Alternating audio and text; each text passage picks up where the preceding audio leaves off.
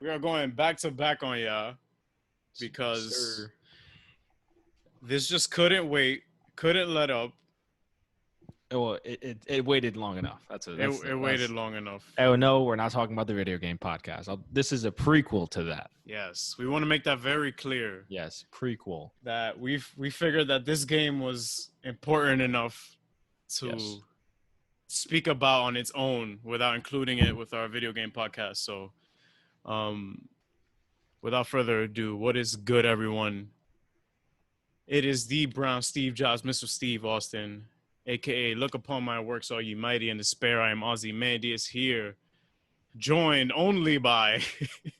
Yes. It's only me and Ozzy today, baby. Yeah. Here joined by... all the way hailing from Hamilton, New Jersey. You've definitely used Hamilton before. I have? I feel like you have. Or maybe not. Who knows? Well, Hamilton, New Jersey. You're from Hamilton, New Jersey. A fellow gamer. King of the Gulag. You do not want to 1v on him. Senior DC correspondent. President of the Boston Celtics. My rival in debate. But today, we are fucking fusion. In agreement. Fusion ho. Wait, no, the other way. Oh, it's the other way? Fusion ho, bro.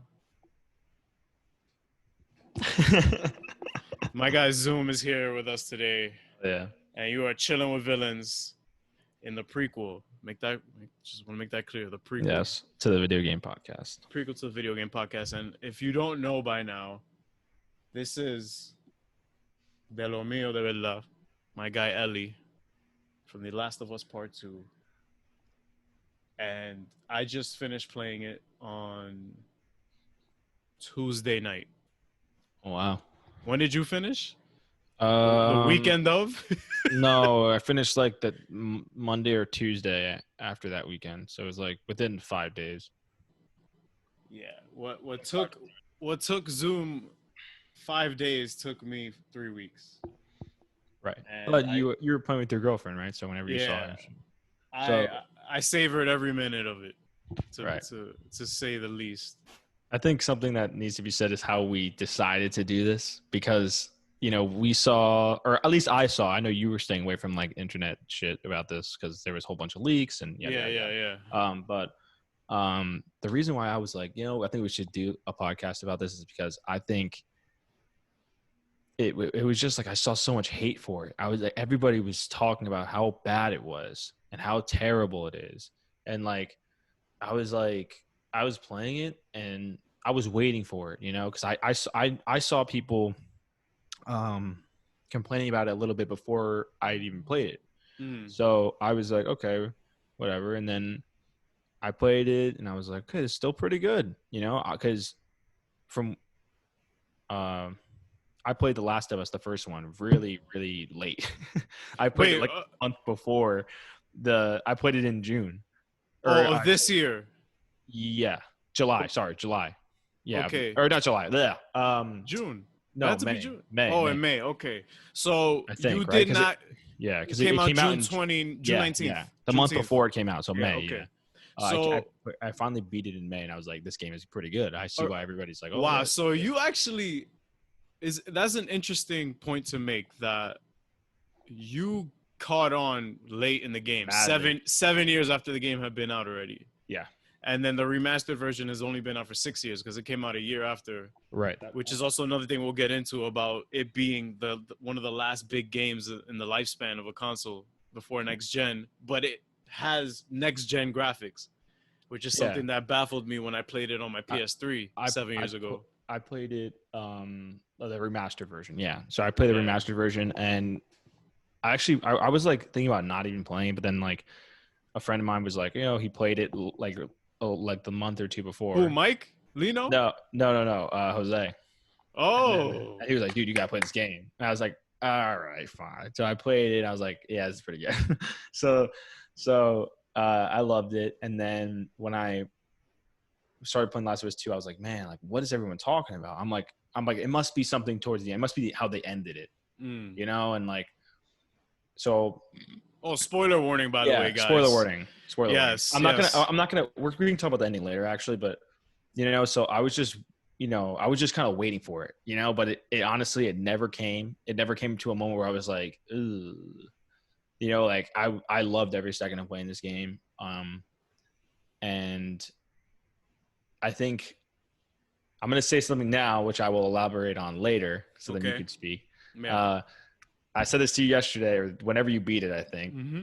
I said this is the VVS of video games, and I don't. And yeah, I know all our listeners are like, "Oh my god, these guys, man! They always have some kind of way to bring this shit up." But I'm not saying it's like story wise, but I'll explain later on once Ariel gives his 2 cents about it. So it is worth it to mention the first game because unfortunately 7 years ago there was not a Chillin' with Villains podcast. Maybe in a parallel universe, but I was 3 years removed from high school and also was in a state of video games that I wasn't really playing much at the time because God of War 3 had already come out, I think. And that was like one of the reasons why I even got a PlayStation 3 because I knew God of War 3 was getting worked on. And also I'm a PlayStation guy. So after all the Uncharted, after everything, I heard about The Last of Us and actually read it in an article. It had a paragraph about this big in Game Informer. I don't know if it was that big or not. But I remember Game Informer. Yeah. I used to get that shit monthly delivered to my house. I still get it. Shout out to Game Informer for keeping me informed. Yes, sir. And I seen the screenshot of this, and it was a screenshot of a barren, dystopian, broken down, vacant Seattle. And I said, what the hell is this? I looked into it. I heard that Naughty Dog was developing it. And after being introduced to Naughty Dog, as I'm assuming the majority of American children are, with Crash Bandicoot, I'm assuming if any, Jack and Daxter. Jack and Daxter as well. That was like the next gen thing for PlayStation 2. I loved it. That was my shit. I want a new one now. Yeah, Naughty Dog. You heard that? Dude, they're making a new Ratchet and Clank. So I was where's the new Jack and Daxter? I want some more, bro.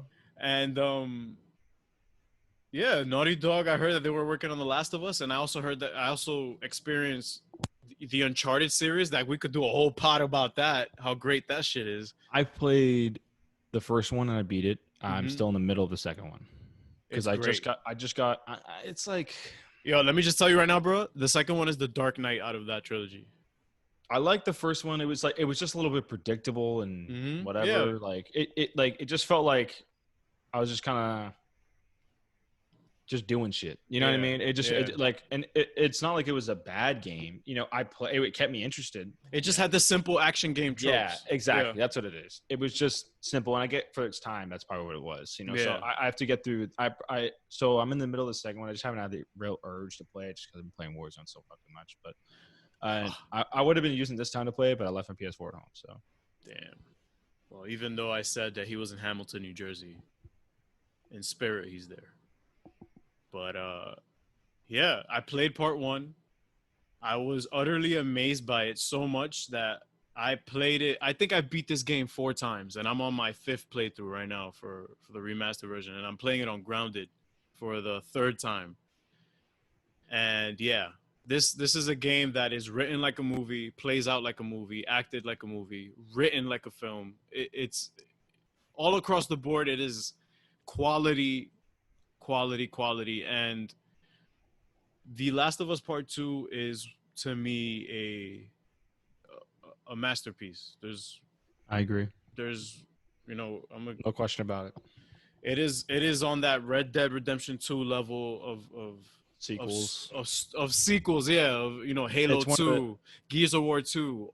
It was one of the best sequels I've ever played. And and story wise, it might be the best. Like in terms of single player, single player sequels, that might be one of the best, if not the best. Well, it's definitely one of the best. I don't know if it's the best yet. I probably have to finish the New Game Plus run through I'm doing now, but Because Arkham City was just Oh, see, yeah, and then you start thinking Arkham about City was. Arkham. Oh, we got Yeah, video game podcast comes soon. we got to stick to what we're doing because we could go on and on about this shit. You see how I know we kept talking about it on the podcast like before about our video game podcast. Like this is just for the viewers. I want you to know that we are like actually serious about this shit. We're not just saying it to be like we play this shit. This is our shit. Yeah. Like, this is video games is our shit. This is our bag. We love it, and we can go on and on. So, but yeah, getting back to The Last of Us 2, graphics, fucking amazing. I have a 4K TV. That shit was amazing. So good. It was like, wow. Stunning. Gameplay, smooth. Super smooth. And that was at 30 frames a second, by the way.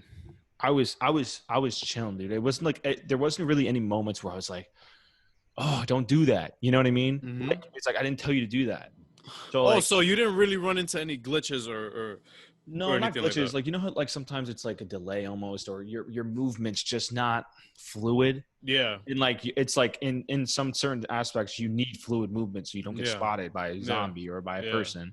So like the fluid or the movement was fluid enough so I could be like, I never really, to my knowledge, to my memory right now, you never had to jump into the settings to go, oh, this is bullshit, I gotta fix this. Or like it wasn't like where I would try to do something like I'm trying to think of like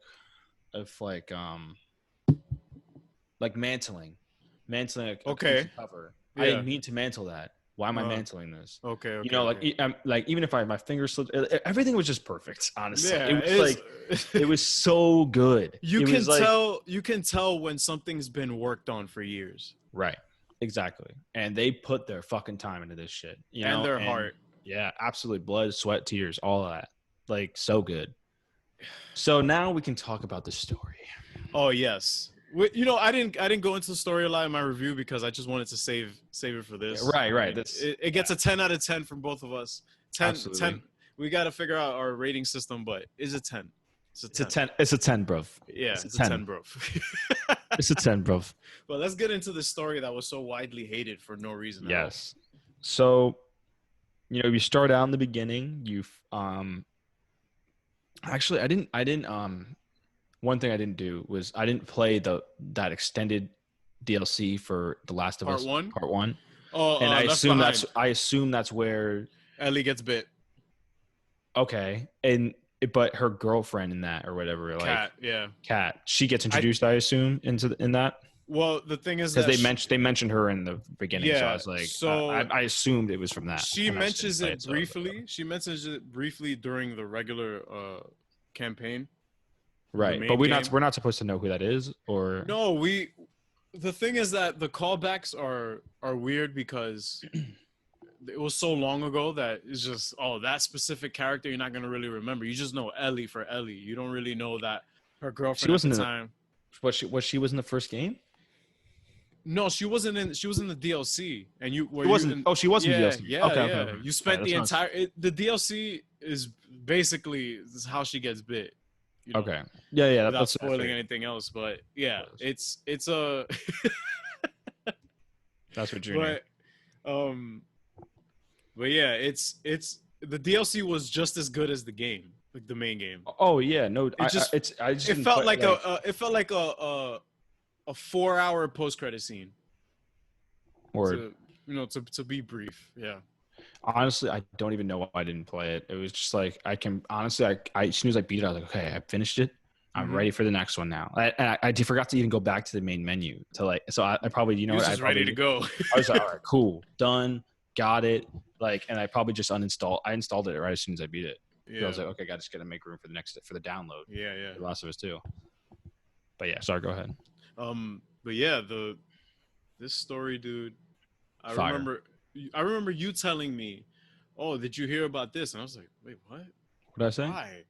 When you were telling me about the hate. Yeah. I mean, no. Prior to that, you told me about the leaks, and you warned me. You said, "Yo, be careful because the game got leaked or whatever." I'm assuming. Well, no. Yeah, it was all rumored. Like it was like nobody was like, "Oh yeah, this is definitely how it happens" or shit like that. Or I don't think. I never even read it. Yeah, I didn't look into it. I saw people talking about it, like saying, Yeah. "Oh, it all got leaked." This, Yeah. that, and the other. So I was like, okay, I'm just not even gonna bother even looking in to see if it's like reliable or not. So I Yeah, was just like, because it could be even worse. You could probably find out something else that you didn't want to know. right. You got to be careful on the interwebs, guys, especially with spoilers. And I'm assuming the majority of the hate, from what I've been understanding and the videos I've been watching online, it stems from three things: Joel dying, rest in peace, Joel. And how he died. How he died, um, and Abby. Yep. Those were the three things the main arguments that I've heard about against the game. And I have a 3-word argument for those people who have those problems. Go fuck yourself. Or hug your mom. That one's better. More appropriate for your children. Although children shouldn't be playing this game anyway. So At all. Keep your kids away from this. Yeah. I think we should tackle it by one. So yeah. Joel dying, how he died. I didn't see a problem with it, if I'm being honest.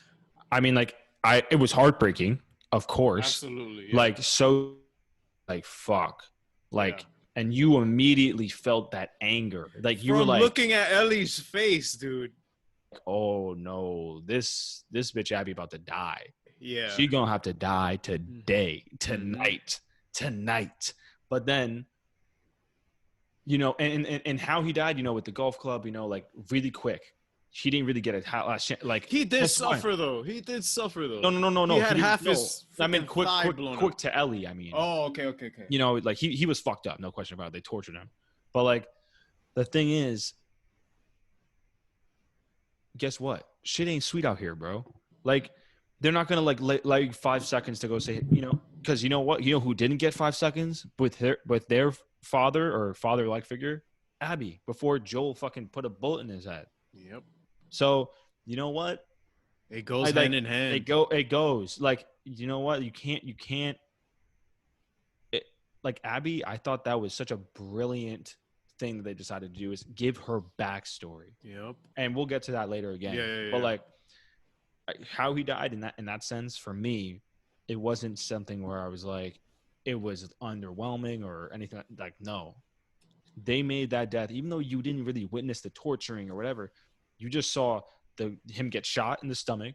No, in the thigh. She aimed at his thigh. Oh, the thigh. You're right. Yeah. Thigh. So because Mel was wrapping his leg after, yeah. Mm-hmm. The thigh, and then you see him get whacked in the head. Like they really made that death still hit, at least to me. Yeah. I was like, ooh. Yeah, what was your? I was fill us in on what you were feeling. Because for me, I experienced all of this in the span of 2 months. You know, because I played the first one really close to the second one, so I already had like those fresh, like, oh man, like there's such a Logan and you know, Logan and what's her name, X-23 and Laura, X-23 kind of relationship. I fuck with it, like, and then you see that and you're like, oh, like it really hits you, like, and I didn't. It wasn't like I was crying and bawling, but it was like, but if you were, I would totally understand that. Yeah, absolutely. Like, it sucked. It was like my heart broke for Ellie. I was like, wow, you know, and for Joel. I mean, like, it was like, I'm getting goosebumps. You're just talking about that, bro. And for Joel, bro, like, it was heartbreaking. It was heartbreaking for Joel in the sense that it's like, you know what, like, they really. Well, you find out later, but you know, they really weren't on the best of terms. You know, and it was over something, you know, where Ellie's like, yeah, it's a terrible situation, you know, what Joel did. Yeah, like, it was nothing like an argument with your dad, you know, like, because you didn't take the trash out. Exactly. Yeah. It's an argument over the future of humanity. Yeah. So, like, but at the end of the day, like, I think Ellie kind of started realizing towards the end of the game, you know, why he did what he did. Mm-hmm. And it was because he loved Ellie. Like, he loved Ellie in the sense of like a father-daughter, obviously. Yep. Like, it was like a daughter to him, and he lost one daughter already. Yep. And he wasn't going to lose another one. Yep. Like, and it sucks. It fucking blows. But like, you know, it sucks that like they never really got to rekindle it, but you have to understand that's not a fucking thing that's easy to rekindle. especially in that You know? world, in that Yeah. situation. Like where you're surrounded, it's like it's a constant reminder to her that's like, damn, all this is happening because I'm still alive. If I had died, if Joel had never done that, We wouldn't be in the situation right now. nobody would be in this situation. Joel would have been alive. Joel would have been alive. That's also something that Everybody I'm would have been assuming. alive. That's also I'm assuming is a guilt that she takes with her as well, which is what makes this entire thing so compelling because Joel, and I'm gonna paraphrase something that Neil Druckmann said in a Neil Druckmann, recent. just for the people. Oh yeah. Neil One Druckmann time. is the director of this masterpiece, or both masterpieces. Right. And yeah, he said no one cares about Joel more than me and Troy Baker. Troy Baker, who also voiced and did the motion capture for Joel. He said no one gives a fuck about this character more than me and him do. Facts. And you know, the choice that he made in part 1 was a selfish choice. There was in no way, shape, or form that Joel was made out to be a hero in that game. Facts. He was a terrible person, low key, because he killed. He was so a many smuggler. People. He was a smuggler. Yeah. He's tortured not people. that smuggling is the worst thing you could ever do. In the Yeah, world. I know, like, but Ellie did ask him. Yeah, she said, "Have you ever been murdering, yeah, bro? Have you ever smuggled illegal things?" He's like, "Yeah, sometimes. Yeah, I did that." You know, whatever business he was in with Tessa in that quarantine zone, which is insane that I'm saying quarantine zone and it's relevant right now. But Word, I'm about to become a smuggler, bro. we're about to be the new Han Solos and during this pandemic. But Joel wasn't a good person to begin with, and him being, and that's what I think the issue is that people are putting Joel on this pedestal of a hero and having him as a beloved character. It's like he's so pure, like just keep him alive. No, dude, he killed selfishly. He didn't have to kill Abby's dad. He could have just grabbed Ellie and dipped. No, he was gonna. That guy was like, I'm not. That guy had a scalpel and Joel had a gun. You know what I'm saying? Come on.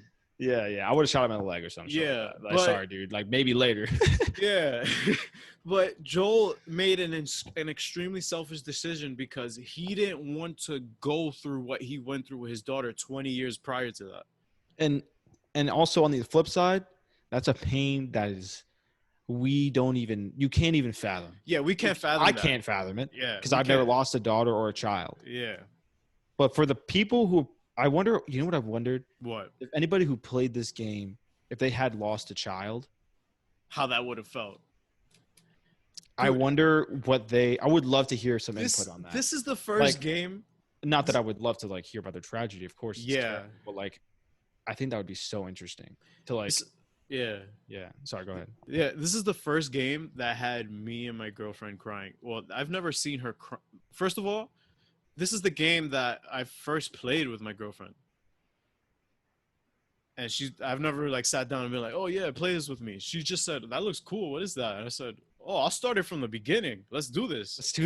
Because I think I was about 2 hours into the first one and I was just so in love with it because of the concept, because of the ambience, because of how grounded it felt. I just said, no, we're going to do this together. Let's do this. Bro, within opening shot of, you start off with his daughter. The game already builds a relationship with you and the daughter. And you're like, okay, she cares about her dad. Whatever happened to her mother, we don't know. That's still a mystery.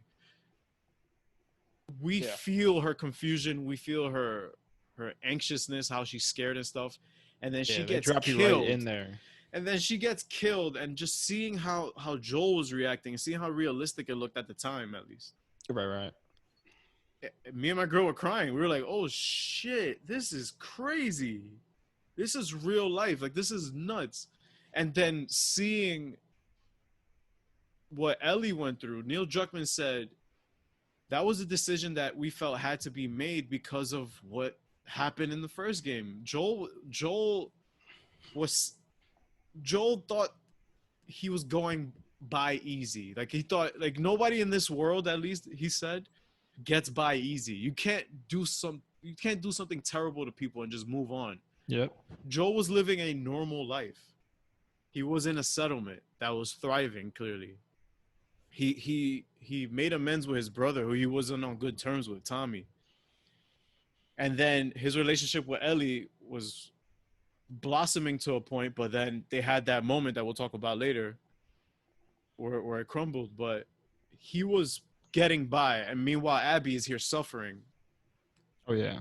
For 4 years after her father died, still, and she's been looking for him ever since. So Joel dying to Neil Druckmann was necessary for Ellie's story. And if we can compare this to Game of Thrones, even, yeah, shit like this matters to a story. Absolutely. And you have to come to grips with that, because people saying you can't make a valid argument. Oh, I love him as a character. Then play the first one. That's still available. Exactly. It's like why would they get rid of my favorite character? It's like, because your favorite character did some fucked up shit. Like, it's like saying like, well, it's not really saying like anything. It's just like, you have to realize this. Your character has flaws. Mm-hmm. Like, these are flawed characters. Ellie's flawed. Joel's flawed. Everyone is flawed. And like, you have to understand that. You have to know, like, okay, like, you know, nobody's safe. Not in this world. You know, this is much more compelling than Walking Dead. Not to shoot that down, but there is an aspect of this story that feels more personal, because we're only dealing with a select handful of characters. Two. Because everyone is, the first one is 2, and then and the most is the second one. It's like a few, but it's like 4, 5 maybe. With storylines that are interconnected and all that. But dude, in Game of Thrones, I got so attached to Ned Stark, and then when he gets his head cut off in the 9th episode, I'm just like, okay, I understand where this show is going with its characters, and they didn't disappoint. He wasn't that great of a guy either. Ned was good. Ned was all right, but he wasn't. And he also lied to his wife. He was dishonorable. He was known as the honorable. Yeah. He didn't cheat, bro. But sorry. Yeah, but he was willing to put a lie out there, right? That would have changed. He was willing history. to live with that. So and I'm like, you know what? You know, he's cool, but he wasn't a great guy. And he also killed that night. He always spoke about how he valiantly fought against him and stuff. Not to go into a whole Game of Thrones podcast again, but just to show that a good character is a flawed character, to say the least.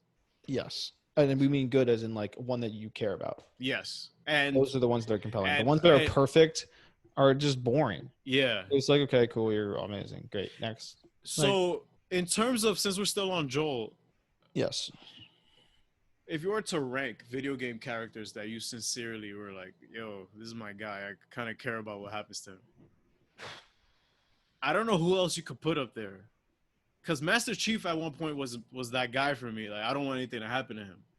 But then Halo. Nothing's gonna happen to him. Yeah, it's Halo.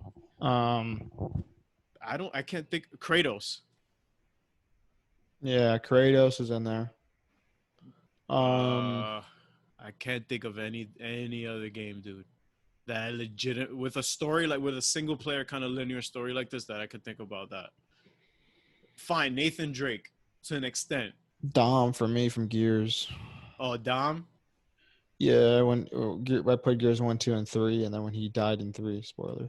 Yeah, I didn't know that. It was like, you know, it was heavy. It was a moment, yeah. It was heavy. Like, you know, how did he die? How did he pass? He sacrificed himself for everybody else. Like, he drove like this huge gas tank into like this hive of the locusts. Yeah, and while everybody else kind of escaped.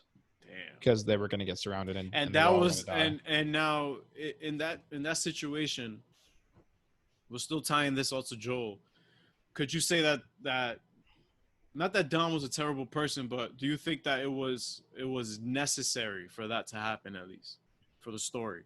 Do you think it could have gone another way? Yeah, no, I think it was. It wasn't like it was like, oh, it had to happen, but it was like, if it was going to be somebody, it should have been him. Because he lost everyone. I everything remember. in that Yeah, war. yeah. You know, his child and wife. He was always looking for them. That was super fucked up. I remember And that from the then first game. in Gears 2, you find out that, or was it 3? One or two or 3? I think it was 2. You find them and like they were an ash statue. They're dead. Like it was dead. That Like shit was and sad. you're like, ooh, That shit was like sad. so he really had nothing. Like he had his friends like Marcus, Baird, Yeah, and Cole, but yeah.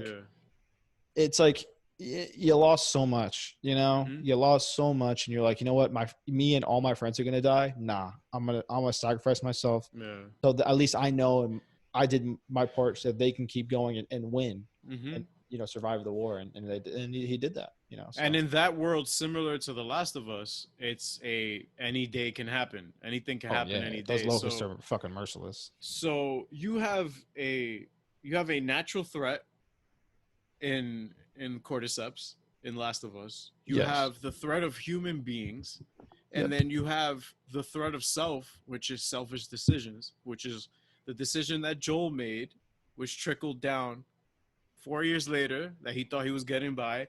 And I knew something was off about that whole turn of events leading up to his death. Abby's body language. Oh yeah, I knew that from the jump. I was When like, they were looking for some because they were. Remember when she was talking to Owen when they were overlooking that arc when Owen just told her that Mel was pregnant. they're like, it could be And hundreds of people there. yeah, But oh yeah. yeah, yeah. I No, was like, so I'm talking and about when they were on the mountain and they saw Jackson for the first time. that's what I'm. Oh, that's What, what you're talking about? what do you mean, Jackson? When the beginning of The the game. settlement. Yeah, Yeah, the yeah, settlement. yeah, yeah, Yeah, yeah. yeah. That's what I'm Oh, saying okay, too. all right, all right. Because she was like, oh, like um, like Owen's like, we don't even know if he's there. Yeah. Like they weren't saying by any names, obviously, but they were just Hmm. saying he. And I was like, they're looking for somebody, and I was like, it's either Tommy or it's Joel. I I was like, thought it was Tommy. I didn't know. I was like, it could be Tommy, but knowing what I just saw in the last game, Yeah, yeah, yeah. probably, That's that the might be thing. Joel. Yeah, yeah, That's what I was yeah. thinking. I was like, could be, but I was like, but I would also wouldn't be surprised if it was Tommy. It was, and you see her body language, especially when they get to that to the Where they to the save ski her. lodge.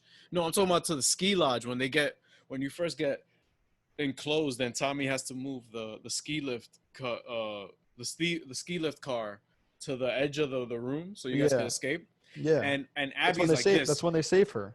Yeah. Yeah, Abby's just like looking at Joel, and he's telling him, "I'm Tommy. This is Joel." Yeah, and Um, yeah, she and was like, "Oh shit, these are the yeah, motherfuckers I have to kill right now." yeah. So in that moment, I was like, "There's something off about her," and even my girl was like, "I don't like her. I want Ellie." That was all. That was her thing the whole game. I want Ellie. Dude, Bring me back to Ellie. she was fucking ripped.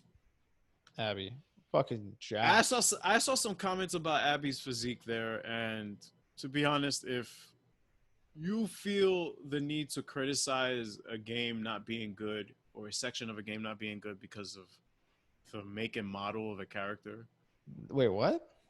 I've seen comments about that. Oh, Oh she god. looked like a dude, or her arms are Oh too big. What the fuck is that about? god. It's just like, It's dude, like are you shut the fuck up. are It's like, you? oh, are you kidding me? A person wants to work out, so they're in the best possible physical shape to combat the zombie apocalypse. And also, it's What? refreshing. Why It's would she do that? It's like, exactly. what are you talking about? She's not trying to fucking go to the beach.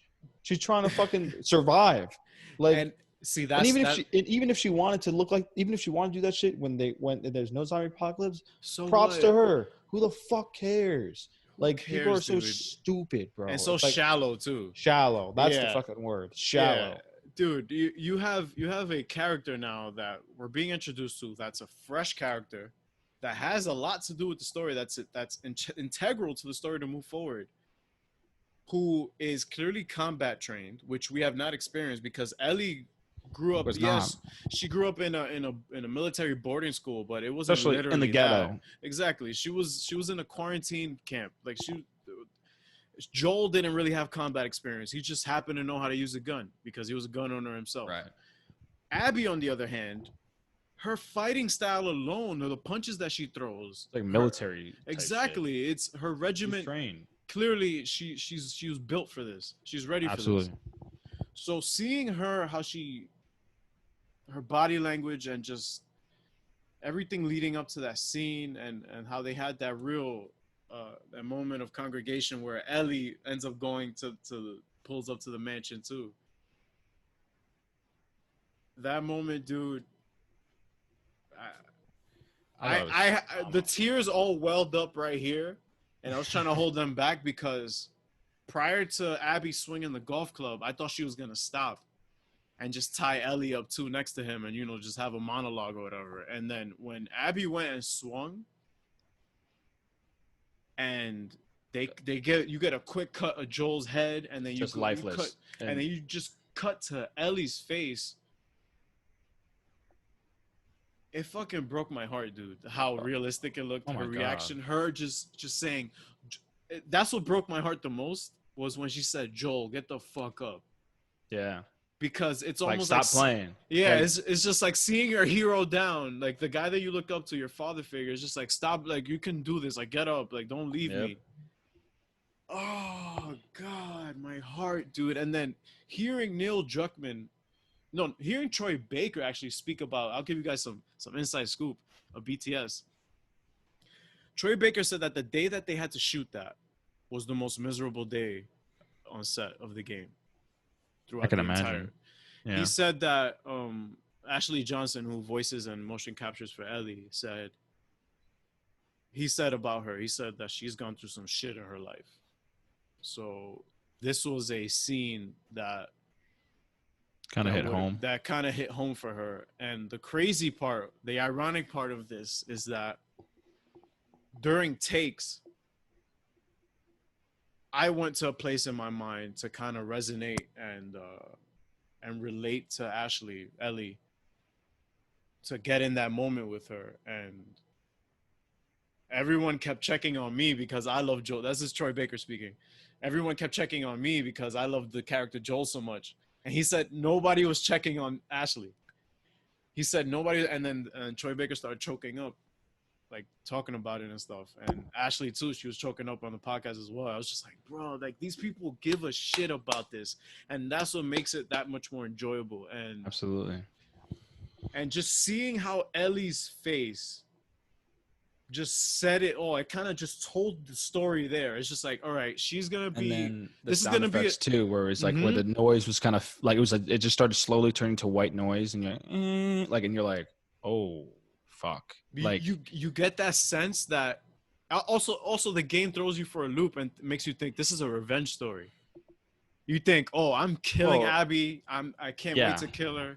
Right. Yeah. You think, oh, you know what? She's just a fucking crazy girl, like whatever. She probably is just some, like she probably is somewhat related to like the Fireflies, like, but like, it would have been fine if they did it. The game still would have been good, but the game was even better than that because of what they did in the end. Yeah. In the end, and not only in the end, but just with Abby in general, with that whole character. Yeah, like amazing. Let's get into Abby then. Let's go into Abby. So it's funny too because I felt myself kind of okay. So like when I was like Ellie a lot, in the beginning when you get to Seattle and do all this other shit, and you basically kill all of her friends, and then you kill.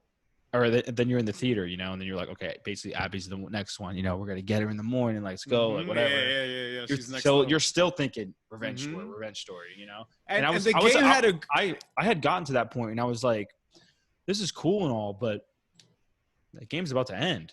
It felt like it, right? It felt like this was it. Game's about to end. I was like, it's good, I guess. Like it just wasn't great, I guess. At that point, I was saying, yeah, it's good, very good.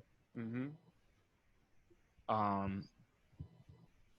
But I was still kind of in between. I was like, is it better than the first one? Yeah, I don't know. And I was like, we'll see. And then once it switched, I was like, oh no, they fucking didn't. Shit, bro. No, they fucking didn't. When you saw Seattle Day 1 again, I was like, what's going on here? This is some Tarantino shit where you just, hell yeah. The story was obviously not in order.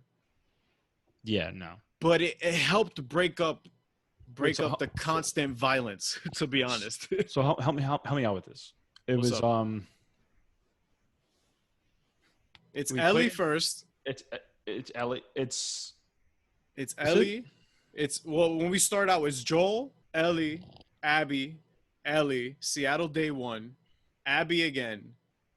What was that Abby did again? That was the backstory saying that her dad was a doctor, right? No, that was much later. That was much later. Where you Okay, get where you get when Ellie finally falls asleep.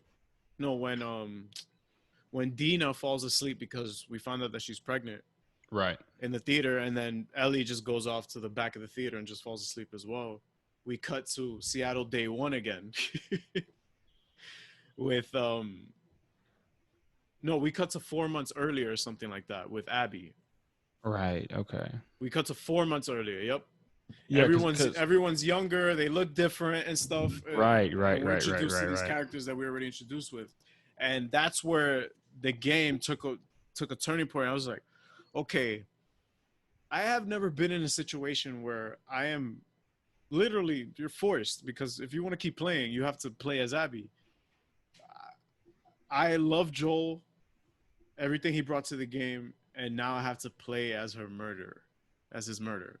That is wild. It's hard to kind of wrap your head around too, because it's like when you're playing it, it's like, I don't want to play as her. Like, yeah, my girl dreaded it. Like, my girl dreaded it. She was like, "Get so this did bitch I. off the screen." I was like, yo, I don't want to play as her, man. Like, and then, like, I'm like, just give me Ellie. Like, I just want to play with Ellie. Like, and because you just feel like more relaxed. And obviously, this girl Ellie didn't kill Joel. So you're like, you have that Abby, like, fuck Abby. You still have that mentality. Yeah. Yep. And then once you started playing through her days in Seattle, I started getting like, and seeing her relationship with her friends who is Manny, Owen, Mel. I think Adam, not really Mel, but yeah. Well, yeah. Mel was iffy because that's some spicy, some tea, man. Yeah. And Owen loves fucking. Owen loved the shit out of Abby, dude. Yeah, he really. But the thing is that Abby, again, to reiterate her character, she was so driven and motivated by revenge that it hindered her relationship with other people. Yep. If she, and that's another thing, like that she probably also blames Joel for, so either subconsciously or just blatantly, is the downfall of her relationship with Owen. I could even say her entire everything about her is shaped out of Joel killing her father, because when we cut to 4 years prior, Abby is scrawny. She's a bit more innocent. She wasn't that scrawny. She was still she had a little bit of muscle. Yeah, but she wasn't like fine, but it was clear the difference. What I remember anyway. Yeah. It was clear the difference in her character as a whole. And demeanor, yeah. And demeanor. So when we cut to her present day, it's almost in a sense as Joel is the catalyst for Abby even looking like this. Because that just goes to show that she's been ready. Yeah. For 4 years, she's been ready. He fucked, like, her leg went into a huge downfall. When the pandemic hit, for sure. Because we don't know what happened to her mom. And then also when Joel killed her fucking dad, that was 4 years of hell probably for her. Like, come on. It's like you have to fucking think. Like, people don't understand that. It's like, you know what? Yeah, she's the villain in this story for you. Yeah, for your selfish reasons. For your selfish reasons. Yeah. But Joel is the villain in her story. Yep. If anything, Abby's the hero in a sense. Yeah, and you start really kind of. I started really kind of realizing, I was like, you know what? I kind of like playing as Abby. Fuck. She started growing on me. She starts growing on you. You know, you see little cracks of humor. You see a little bit of this, a little bit of that, and then and you're starting to see, like, you know what? She's not just some crazy person who just wanted to kill. Like, no, she has a fucking reason, a valid fucking reason. Yeah, because but again, it is also on her dad for this whole shit, because he should have asked. He should, like, at the end of the day, it's like, no matter what you think the kid is gonna say, if you wanted to just kill her anyway, you could at least just give her the choice and say, you know what, like, ask Ellie, hey. Well, see, that's are you okay darker with stuff. See, that's another. And thing. Ellie would have said yes. and none of this Yeah, would have happened. yeah, but that's what makes everything tie in even better is because Joel said, I wanted her immunity to mean something. She wanted her, actually, he said she wanted Yeah. her immunity to mean something, and it meant a lot for her going to the Fireflies. But she didn't know that it was going to end with her death. But then we also find out that she was willing to make that sacrifice for humanity. And that just makes now Abby's father's choice even that much more difficult because he says he was even hesitant about it. He said, "This is a really tough choice. I don't know if I want to do this, but Right. But humanity's at stake." and he didn't want to ask her. Yeah, He was like, she's the cure, but I don't know if I want to ask if she's okay with it because what if she's not? Then I have to really kill this kid, like like against her will. It's like literal murder. And it sucks. Like that's a tough situation. It's a tough situation, and like you can understand again from a certain aspect why he didn't ask. I get that, but I don't know. I think like it's tough, but I would have made sure like she could not escape. There was no weapons around her, and she'd been like, "Listen, this is the deal. Yeah, this is the deal. It sucks. I'm sorry, but this is a really depressing game, guys. It has depressing. It has its jokes, but yeah, and again, so like back to the Abby thing, great, and right around. What was the turning point for you? What was the point where you just said, oh, "All right, I like her. I get it. I get her character." To me, it was the scene in Seattle with the zebra, with her and her father. Those 10 minutes with her dad that I spent. Those are good. Those are good too. Everything I needed to know about her. I think for me it was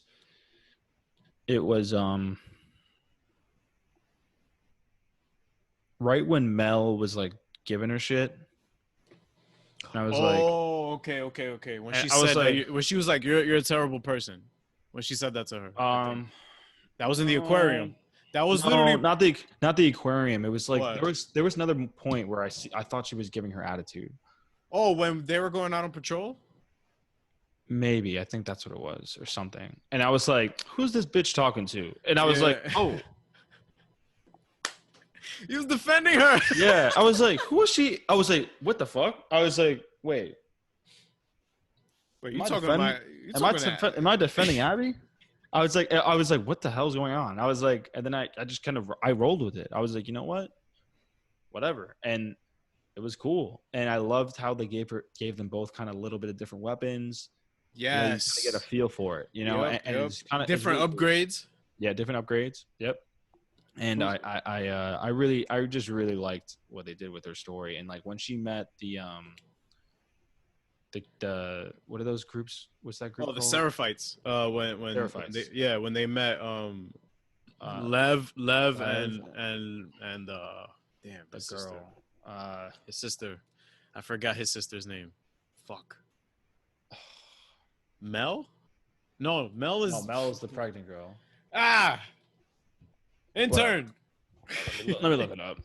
Lev's sister. So while you look that up, the turning point for me was with her dad, because I saw the relationship she had with Yara, there we go. The scars. I saw the relationship she had with him, and also something that I noticed was that her relationship with Owen was pretty much out there. You can tell that she really loved him. She genuinely felt for him. Yeah. But in the back of her mind was still Joel, because even when the game made you travel an entire day to go see this guy, it was just to tell him, I got another lead on Joel. And he's just like, dude, I'm here telling you I want to sail away so we could get away from this freaking camp that we're answering to somebody that we don't need to answer to. And you're just telling me that, I absolutely. And revenge is still on your mind, dude. So seeing their relationship deteriorate there is also an amazing parallel to Ellie, who finding out the truth about her immunity, and Joel and stuff, she completely burned that bridge with Joel and just kind of did her own thing for a bit. I couldn't think of a better way for this story to play out, to be honest. Yeah, and of course she was gonna patch shit up with him when they watched that movie. Like they were gonna, like, Yeah. and it sucks. But like they talked about it right, and then the day he died, and that day he died. And to give and it's funny too, because really quick when you're talking, I realized like, yo, they mirror each other so fucking much. It's perfect. It was like Ellie. It was a game of cat and mouse. They were about chasing each other the entire game. Exactly. And for those listening, I'm talking about Ellie and Abby. They mirror each other to a fucking T. Like, their revenge, their focus on revenge, fucks up their own relationships with people they love most. You know, Ellie fucked up with Dina. I forgot her name. Dina and Abby with Owen. Like and I think it's just so important that people understand what the meaning of this game actually is. It's about forgiveness, guys. Yep. That's what the clear is, and it's not some kind of corny. It's not some it's not some kind of corny shit. It's not corny at all. If you say this game is corny, you're fucking insane. Insane if you think this shit is corny. You're wildin' if you think this super wildin'. There's nothing. There's not a point here where I was more concerned about the safety of the characters. I was more concerned about, for example, when towards the end of Abby's playthrough, where you're on the Seraphite Island. Ooh. And everything's burning. That shit was fun, bro. That shit was dope. Oh my goodness. I thought Abby was gonna legit get clapped there. I thought she was gonna get clapped by Isaac. I thought she was gonna get killed by her own people, by the wolves. And that's when I come to realize, damn, this is heading in a completely different direction because of the change of heart that Abby gets when dealing with Lev. Yes, sir. Because Lev, I just want to shout out Naughty Dog and Neil Druckmann for having some representation. Absolutely. Of the LGBTQ, and minorities. And showing Lev go through an arc as well. They gave him an arc. Yeah, like a backstory. Exactly. Like they were like, the mom is like, and it's so that was so sad too to see. Yeah, that was crazy. He had to kill his own mom. Like, that's like. And it's also very realistic because you have these situations in the real world, even still now, where you where kids are trying to be who they want to be, and their parents are either inside, and their parents are not accepting them. Yep. And they feel, and that's all they want is their parents' acceptance, and it's so. And you can that was heartbreaking. And you can even see in Lev's character how much that meant, and how much he still cared for his mother. Yeah. When he went back to the island when they were home free, dude. They were ready. Yeah. Yara had her arm fixed up, even though it had to get chopped off, but they were good in a sense. They were safe. And he didn't want to leave because he was like, you know what, I don't want to leave. That's how. Like, he didn't want to leave his mom to die. Yep. Because he knew what was going to happen. He knew what was going to happen. He was like, I'm not leaving. I'm not going to leave her to die. And even though she wouldn't give a shit about him, it's like, it's crazy, man. It's like, and you have to kind of sit back and realize how powerful a lot of the messaging is. And it's like, a lot of people might be like, oh, it's so stupid. Like, they just did that because they wanted an excuse to, like, get for that fight, for you to be in that fight. It's like, it's not finding an excuse. A kid didn't want to leave his parent to die. That's finding an excuse. Okay, but this is completely stripping away her sexual orientation, everything. Strip away everything. As a human being, you don't want your mom to die unless you're Eminem. Oh my god. But you know what I mean. Yeah, I know. The thing is, no one wants their mom to die. Exactly. Nobody wants that. And even with the situation that she was in, she was in a cult. Clear and clear. She was in a cult. Let's call a spade a spade. Absolutely. She was in a cult. And she bought in. She was hook, line, and sinker. She bought in, and they are marked for life because they have the scars on their face. Yep. And then we also get to see and understand why they call them scars. Yep. And how Abby, in dealing with Lev, and understanding the sentiments that he had, the insight, the the wisdom that he had, and he was so much more younger. I don't even know how old he was. How old is he? Not that old. He was the younger brother. Yeah, because Yara was older. How old So is Lev, in a sense, I felt was the catalyst to have Abby have a change of heart and just not kill Ellie in that point. 13 years old? Look at that, dude. You have a He was 13-year-old he was very like integral mature. to. Like, come on, dude. You remember when Abby was just about to, dude, that was such a heartbreaking scene for me. Seeing Tommy get shot in the head or eye, whatever, because at the time I thought he got clapped. Because we saw Jesse take one through the cheek. right. And then seeing Abby just wash Ellie in a sense, because she was washing her. Like, the game made us do it. Yeah.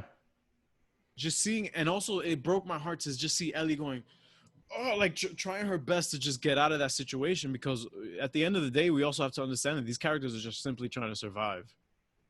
And they get thrown in these situations that almost leave them no choice at some points to kill. And Abby had that chance to just end the story right there. And Lev said, Abby, like, just gave her the look, like, what are you doing? Like, what are we really doing here? And again, that parallel we see in the end in Santa Barbara, when Ellie notices Abby hanging in the pillar and just sees how disheveled she looks, to see how broken she looks, and cuts her down and goes. It helps her to the boat because she was like, I'm not sure if I want to do this. And she's like, yeah. She's like, you know what? I need to do something. You know why? Because she looked at her hands and she saw the blood on her hands, and she said, and she got that flashback of Joel, and she was like, no, fuck that. Joel would not want me to do this shit. Like, no, I'm talking about prior to her giving up, trying to kill her, trying to drown her. I'm talking about when she walked up to Lev, who was passed out, and put the knife to his neck and was like, no, you're fighting me. And then Abby was like, I'm not doing this. Months have passed by, and even Abby, I think, in a sense, didn't really mean that when she said, don't ever let me see you again. Because Ellie has this much to do with Joel dying, with her father dying, at least. No. Well, she didn't play an active hand in it. Well, that's what I'm saying. But she is the reason that he's dead. Yeah, I guess, yeah. But still, Abby can't have a serious beef with Ellie because Ellie. Yeah, it wasn't her choice. Trigger, yeah. Yeah. So even still, that was like a courtesy kind of thing where she said, don't let me see you again or whatever. But that fell on deaf ears, because we see again Ellie try to have a normal life. Again, parallel with Joel now. Try to have a normal life with Dina. Right. And she killed Jesse too. And like she almost killed Tommy. And she almost killed Dina as well. She almost killed Dina. Like, and then when Ellie said she's pregnant, and then Abby was like, you killed Mel. What the fuck? And that was also another turning point for Ellie, dude. When she realized that Mel was pregnant, she started also understanding. If anything, she started understanding the kind of person that Joel was probably before she met her. Yeah. Because again, this is a fucked up world where, dude, this can be such a compelling show on HBO, which I hope happens. They are. And I hope Neil Druckmann gets tapped to direct it and write it, because I don't see anyone else doing this unless Damon Lindelof. You know who could be a great director for this? Well, besides Neil Druckmann? Yeah, besides him. Who? Jason Bateman. Jason Bateman. He would also be a great Joel. Or Tom Hardy or John Hamm. I would love to see him as a Tommy. Oh, yeah. He will have to dye his hair blonde or whatever. I mean, it doesn't matter. It doesn't matter, but I guess we could get into speculative talk after we're done with this review, but let's take a quick commercial break. Yeah. And then we'll come back. All right. Yeah, we back. thanks for listening. Once again, shout out to Anchor for the sponsor, and shout out to everyone who clearly enjoys art in video Sir. games, which is what this is, and which is what we're discussing still. Last of Us Yes. Part 2. Our review is not And over yet.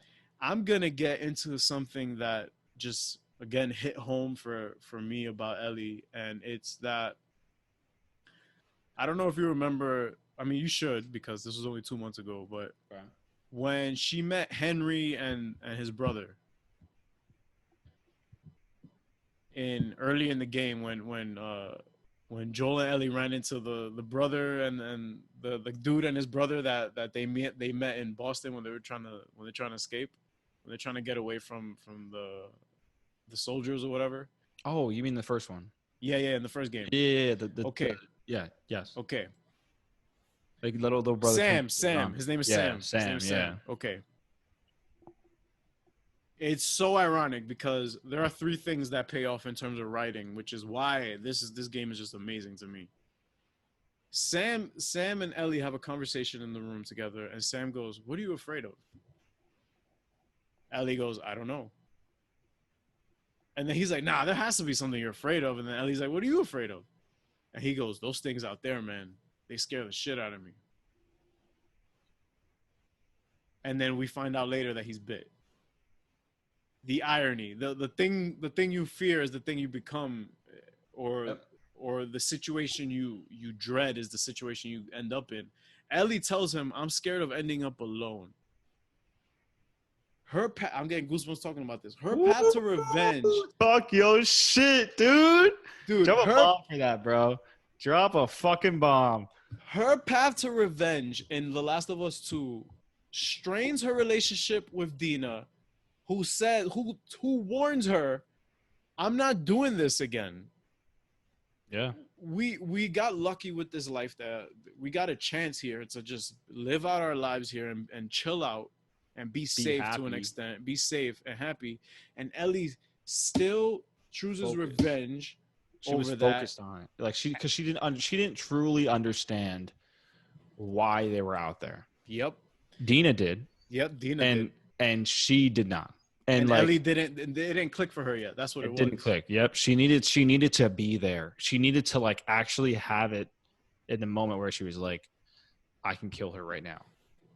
Yep. But then in that split second, she realized, I'm not going to do this because this is not, it needs to stop.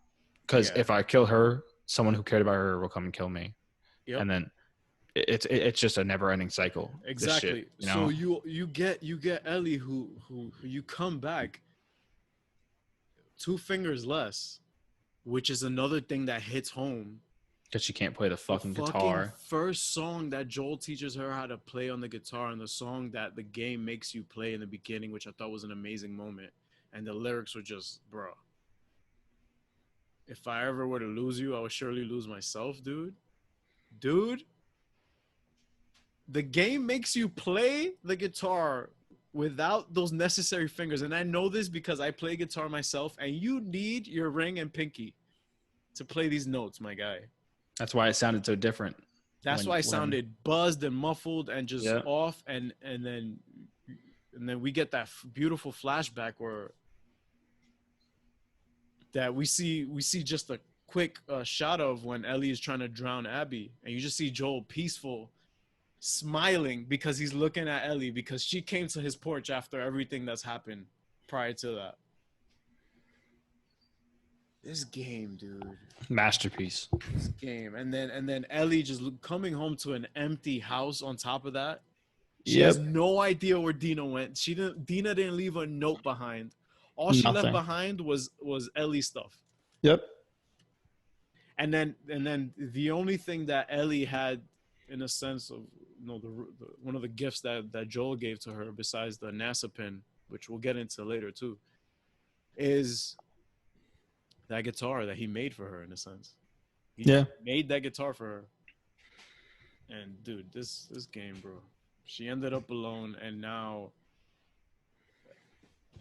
we're stuck with the conversation of, would you have done it, or would I have killed Abby? not would you have killed Abby, what, but would it make the game better to have that satisfaction? Because I think that's something that the game doesn't really give us, even starting with part 1 and Left Behind, the DLC. I In think the end of part 1, we don't get to save humanity. right, In and you the end don't of get to part save 1, one we end yourself. on a lie. Yeah, We don't even end on this kind of moral high ground. that's what note. people need to understand. There's no happy endings. There's All right, there's none. like you need to understand that like when one person wins, another person loses. Like there's no happy ending for everybody. Like it's just not a thing ever. Like, and it's funny to me in the sense that it's like, Ellie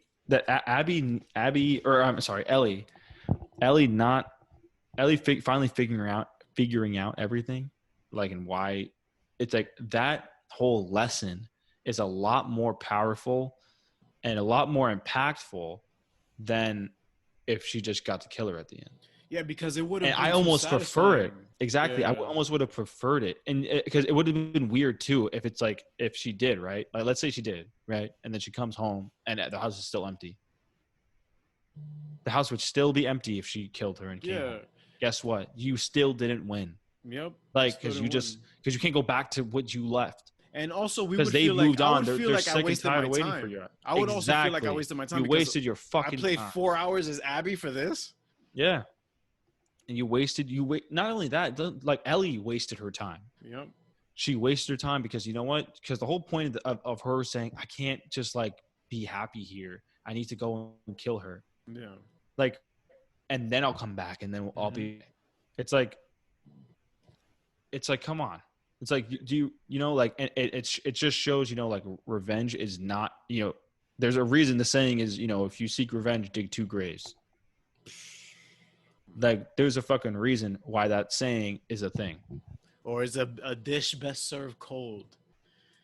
It is a rough It's a rough road, man. It's a rough road to go down. Again, I could not think of a better way to make this part of the story because, again, the world is a hostile world. You are dealing with an infection.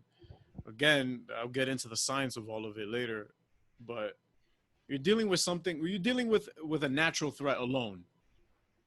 Because the natural threat now in our world is this pandemic, is this coronavirus, it's sickness in a sense.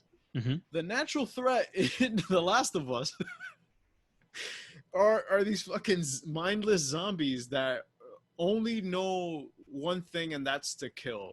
They're not to be negotiated with. You can't be like, yo, chill. Like, you can't talk sense into a runner or a clicker or a bloater or a shambler or stalker. Yo, that huge fucking the Rat zombie, King? The huge zombie. Bro, that fight was intense. I can't wait to get to that. You know something that I didn't know? I watched this watching some gameplay. You could have thrown hands with the stalker that broke out of him. You could have just kept punching him. Yeah. Because it could have stopped him from running away. I thought that, like, similar to the encounters with regular stalkers, that you punch them a couple times and they dip and they run away. But I like punched them a couple times and I dipped because, dude, that was an intense moment because you're in the basement of a hospital. And that shit is fucking chasing you. Like, you don't have that much time. Not slow either. They're a lot faster. Yeah, they're not slow. That big thing is fucking huge. Dude, what like, the fuck? And it's fast. Like, it can run. And like, that just goes to show where I guess we can expect them to take the game in terms of having new varieties of enemies and stuff. Because are they making another one? I'll get to that later. Oh. But in terms of the enemy typing, I really like the inclusion of a shambler, of a new enemy type. Right.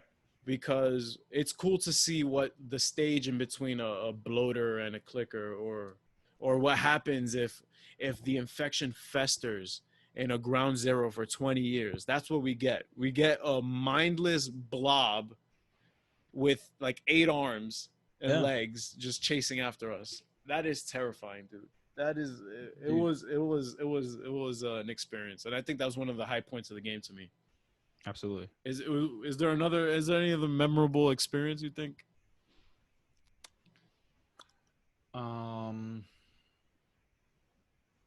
That whole fight on that island, bro. That shit was nuts. That was a movie on its own. It looked beautiful. I mean, not beautiful, but it looked crazy. You know what we mean, guys. Yeah, the graphics. We're the not graphics. sick. Okay. Okay. I'm saying like the huge fire of the island, like it looked crazy. I was and how it reflected and how it lit up the environment as well. Yeah, and that would be a real thing that would happen if a fire was like that huge, you know, and you know what? I'm gonna wrap up my side of it because I promised that I would touch on this again and what I said in the beginning about this being the BVS of video games. Oh yeah. So give them that so I could drop this bomb. This is a divisive game. You know, people are hating it or they're loving it. Polarizing. You know, and like us, we're loving it. And guess what we're calling it? A masterpiece. You know what else we call a masterpiece? BVS.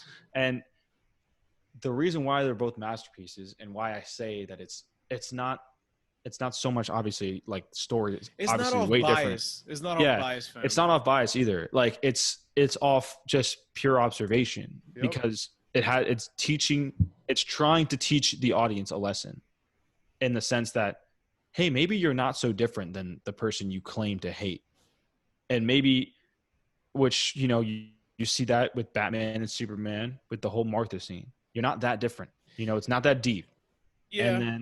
And then with Abby and Ellie, you see all these similarities. You know, like they're really not that different. They're two sides of the same fucking coin. They're both. These are both two women, which is another thing that I appreciate that much more because as a guy that grew up in a household basically full of women, I just grew up around women in my family. I don't really have that many male cousins.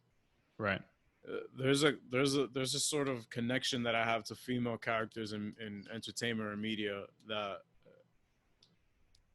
seeing these two women go through what they go through in this world, in this game, it's just like, dude, it's tough alone that you're a woman in the world, and now you have to deal with zombies, and now you have to deal with possibly getting raped, and now you have to deal with possibly getting killed by a cult, and now you have to deal with somebody killing your loved ones. It's just nuts.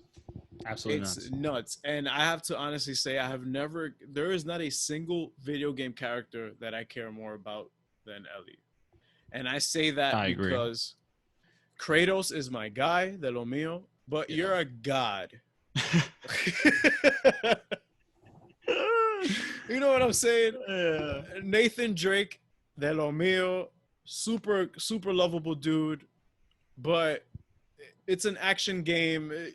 It didn't have that much weight to it. Uncharted doesn't have that much weight to it as The Last of Us does.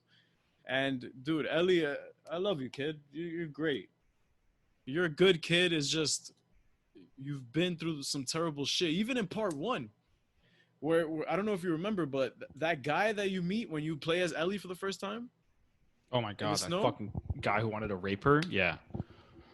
Dude, that scene right there, I think made my girl cry because of I'm pretty sure that made her cry too because of also how Joel came out of nowhere and just hugged her. And I think that was the turning point of their relationship right there because he said, "It's okay, baby girl, it's okay." Yeah. And Ellie was crying and stuff. Wow, I'm getting goosebumps again. But same. Because Ellie was powerful. That was my favorite arc of that game. The winter arc, I think that's the best arc of that game. Like, it was amazing.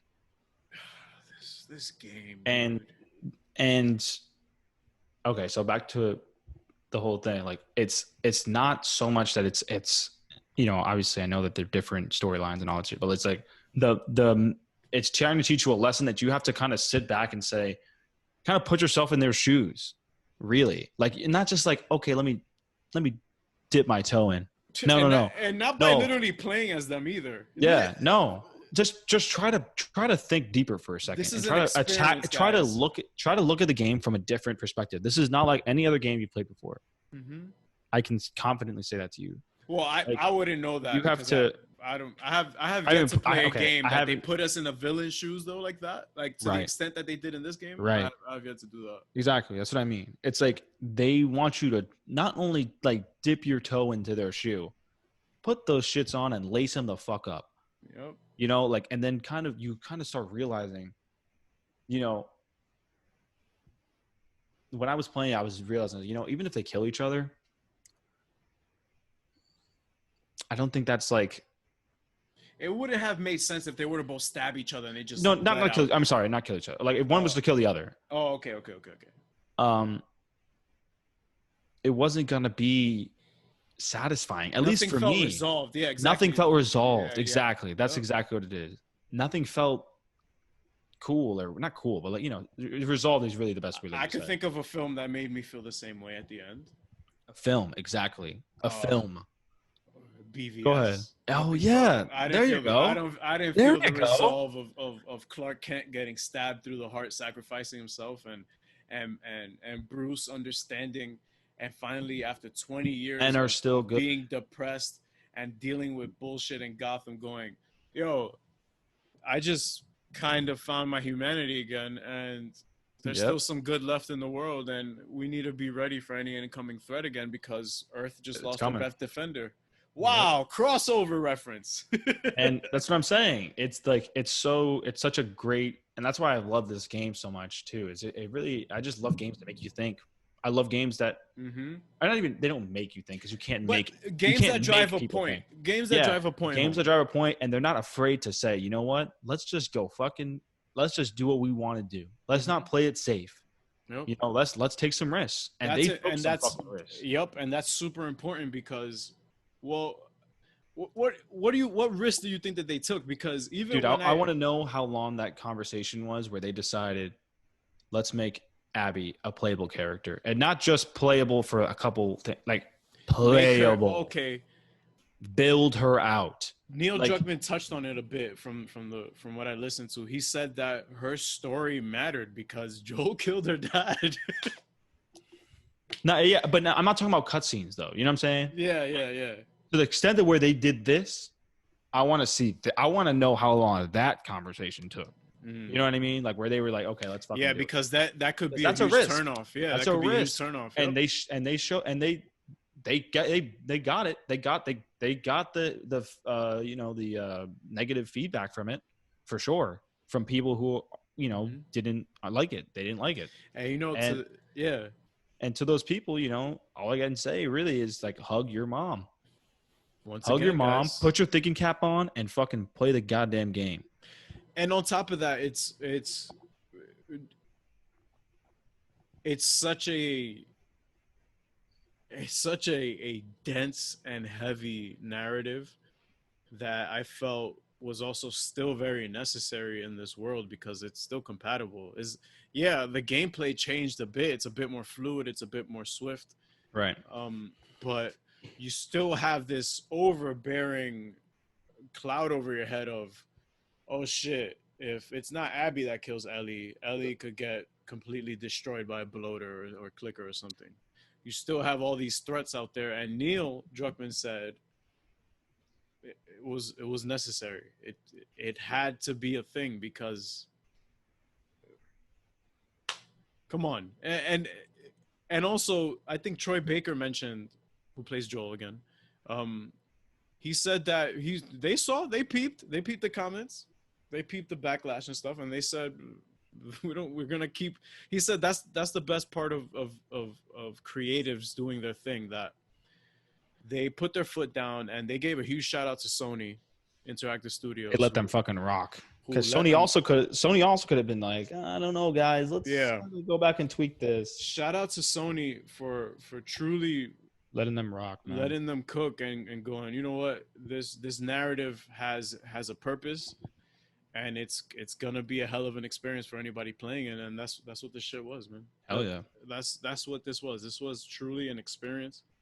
And video games are an art form that I feel are truly underappreciated.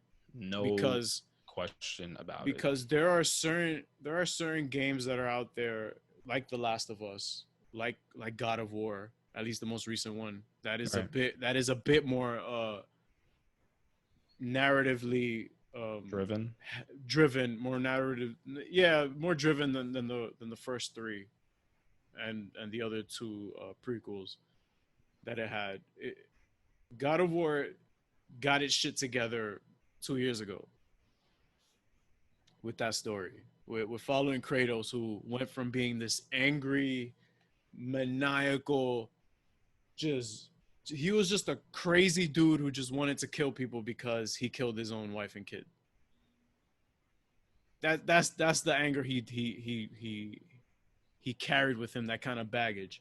Ellie could have saved humanity. That's the baggage she carried with her because she's still alive, and the only person who could have figured out the cure Is dead. got killed by Joel. Yep. So that's all this baggage and guilt she carries around. Joel, his daughter died in his arms. He built this relationship with a kid that he reluctantly wanted to smuggle, and he's just like, this is my daughter now. He never got to tell her he loved her, but when his voice cracked, dude, when Ellie goes, I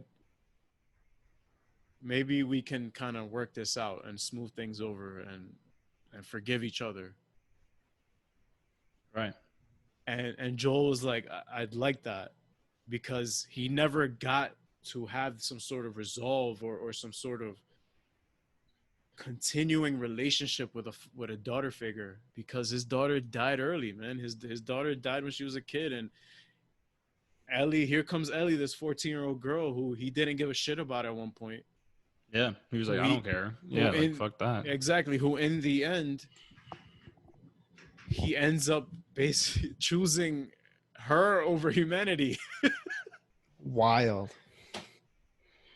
What a game, guys. What a game. What a game. And now to get into some spec talk. Yeah, let's get into this. No, hold on. Gameplay. Oh, what's up? What was the most OP weapon to you? It had to be the assault rifle you get at the end with Ellie. That gun is like, bro. I started growing to love the bow and arrow late game. Oh yeah, same. Picking up the crossbow as Abby, dude. That crossbow was fire. Oh my! And then when you get the upgrades to get the quiver on it, this game is It's dope. It's dope. Across the board. Is just the game is lit, bruv. And another thing that I really enjoyed was the amount of detail that they add. For example, Ellie physically expressing panic or if you're in if you're under heavy fire in combat and you've been sprinting for 2 minutes, Ellie is here huffing and puffing and shit, and it really immerses you in it. And hearing people call out their friends' names when they hear them get killed, or when you have to kill dogs, which really yeah, I didn't want to shout out to all the dogs in the game. My bad. All those naughty dogs. Oh. Did I get no brother for that one? Yeah, he just did. Good. But yeah, lastly, just a little eulogy for Joel. Rest in peace. Que en paz descanse, my guy. You were a jerk. You were Imagine someone starting out a speech. Hey man, I just want to say rest in peace.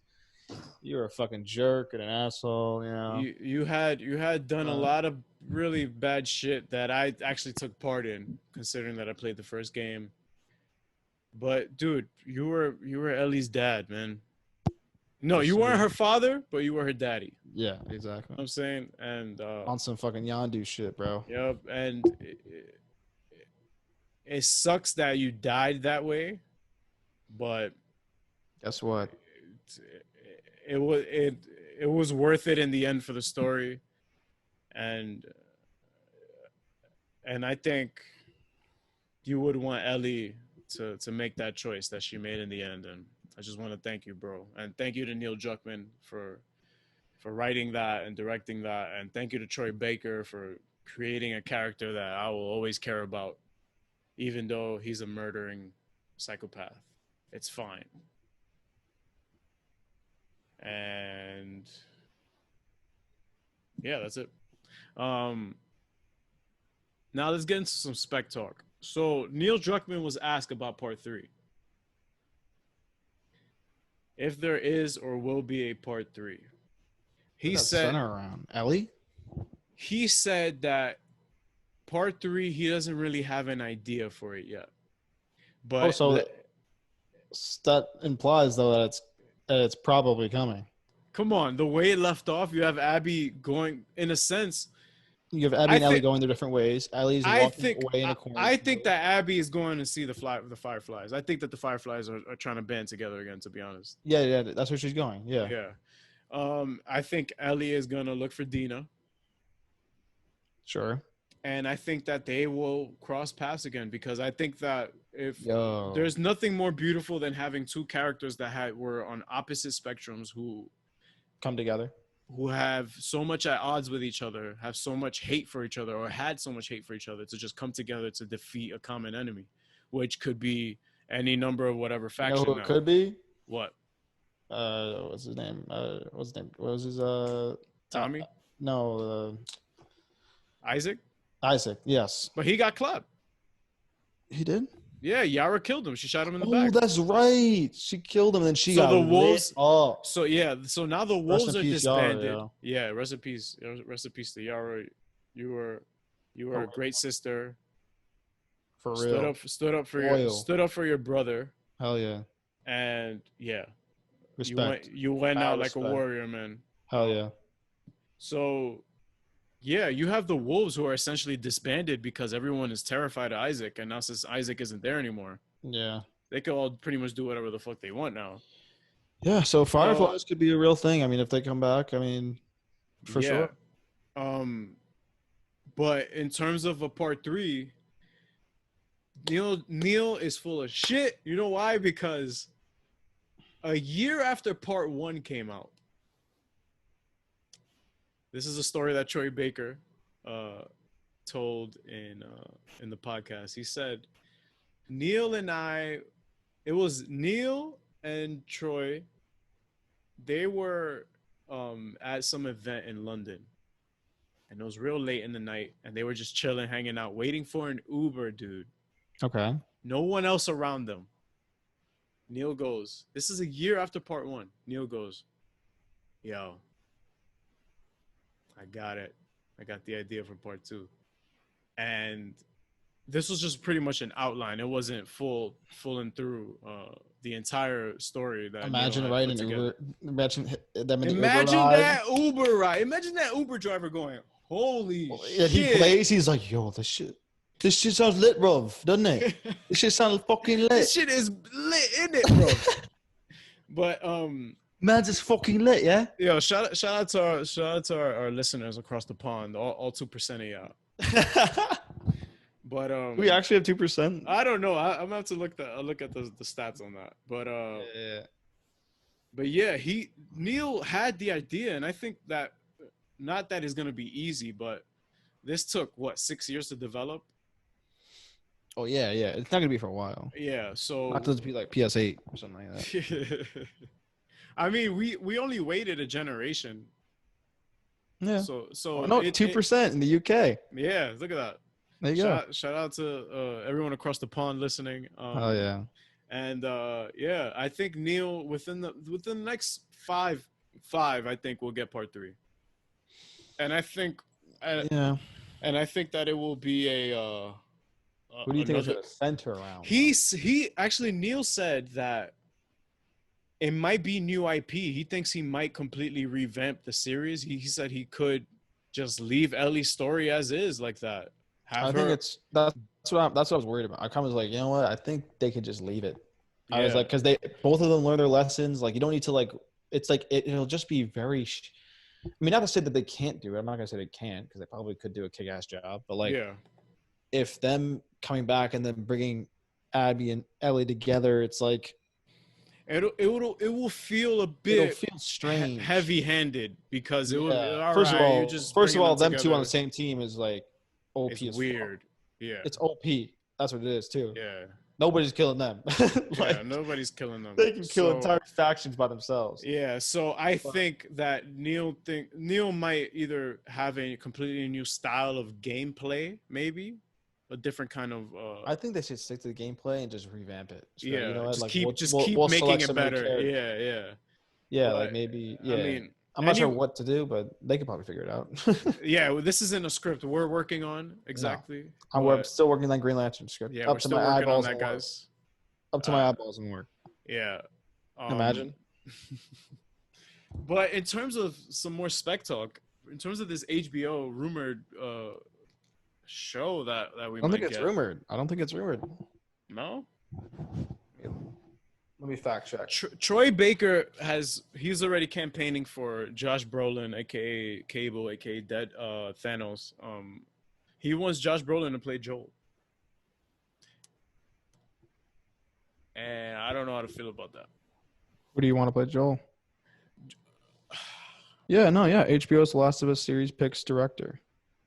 Who they say? Who they say? Who they say? Johan Rank, who directed all 5 episodes of HBO's riveting Chernobyl, has signed on to the helm on the project. Oh, let's go. Have you seen Chernobyl? No, I haven't. I heard that shit is lit though. It is the second best rated on IMDb. I heard number. it. Number 5. He's directing the pilot episode. Okay, so if he's doing the pilot of The Last of Us, I already know where they're going with this. Let me give you some insight about Chernobyl without spoiling anything. I mean, I'm not really spoiling anything because this is in history books, and also we played it in Call of Duty 4. Mm-hmm. They also have the same showrunner. Sorry, go ahead. Same showrunner as Chernobyl. Okay. Craig Mazin. Okay, so I hope I'm saying that right. All right, so The Last of Us, the TV show, is in good hands already, because if there's one thing that Chernobyl is showing how you have a natural threat or an external conflict being handled by human beings with selfish tendencies. The entire incident of Chernobyl is about politics and how it was handled and how it could have been addressed better. Completely blowing my mind in terms of the scope and the science behind it as well, which I'll get into as well for The Last of Us. Right. The science behind Chernobyl and why that whole shit happened. That entire area is not gonna be habitable for another 500 years or so, something like that. Right, because there's that much radiation. Exactly. Also, guess who's co-writing with Craig Mazin? I don't gamble, dude. Tell me. Neil Druckmann. He's co-writing, baby. All right, guys, get ready to cry. This is something and that HBO never fucking misses. Dude, HBO has a track record that Netflix. Jordan in the finals, bro. Jordan in the finals. Jordan from all 2 3-peats of Jordan. Facts. Game of Thrones. Yes, we said Game of Thrones. Hug your mom. Yeah, we said Game of Thrones. Game of Thrones is probably the best television show of all time. Hold that. I said that. You can hug your mother again after hearing Facts. that. Chernobyl. Watchmen. Chernobyl. Breaking Bad. That's 4 shows right there. That's already 4 shows. All critically acclaimed. Euphoria. That's 5. Critically acclaimed shows that are fire. The Outsider. The Outsider. Another great show. Ozark.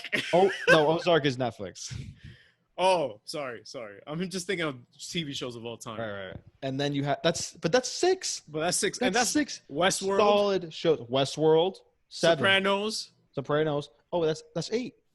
What do we got? Sex and the City. Sex and the City. And then there's I don't know if you saw this, but the Night of, it's a miniseries that they have. Fire. I am gonna check that out. You have to check that out. I heard that they're coming out with season 2 of that. But I think it's gonna be an anthology kind of thing. Like True Detective, like that would just be another case. True Detective. Oh, True Detective. Need we keep going? They are Jordan the fucking finals, man. Undefeated.